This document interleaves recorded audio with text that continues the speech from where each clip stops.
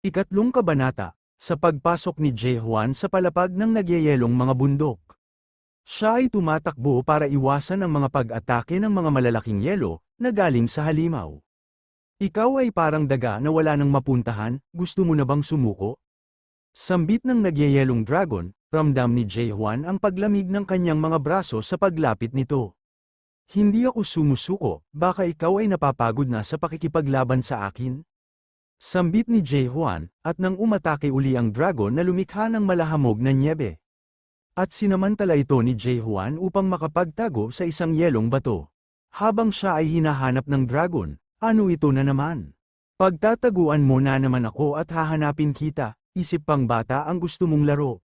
Sambit ng dragon, habang si Jehuan ay nakatago lang sa batong yelo. 10 taon na ang lumipas, nang napunta ako dito sa ika-siyam na palapag. Sa pang-78 palapag ay naranasan ko din ang maraming panganib. Ngunit di gaya dito sa ika-siyam na palapag, hindi maikukumpara sa mga ibang palapag. Pag-iisip ni Jehuan habang pinapagaling ang sarili. Ang boss dito ay nagngangalang Frost Dragon Velikises. Mahirap kung matamaan ka ng nagyayelong buga mula sa isang dragon.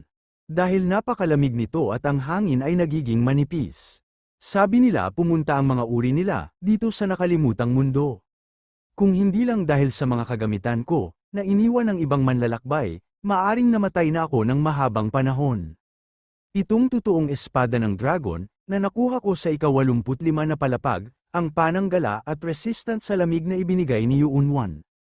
At itong bracelet ng Hari ng Apoy, Han Soyel, sambit ni Jehuan sa isipan habang naalala niya ang isang babae na parang nasa harapan niya.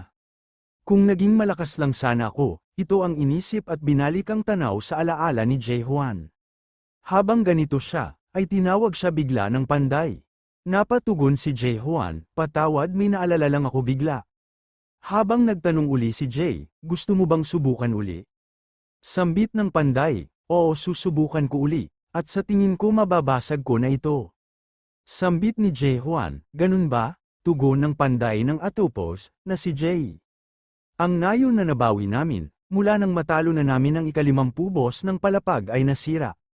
Ang mga manlalakbay na namamatay ay nagkakaroon ng malubhang sugat at ito ang siyang pang-araw-araw na nangyayari, pero hindi sila nawalan ng pag-asa. Ang pari ay lumikha ng bagong emergency rescue team, kung saan pumupunta sa iba't ibang lugar para iligtas ang mga sugatan at hindi na makalaban, at ang mga panday na lumilikha ng mga armas, ang mga manlalakbay na lumaban para sa tao, at para sa isang panday na iniwan sa Atopos. At ikaw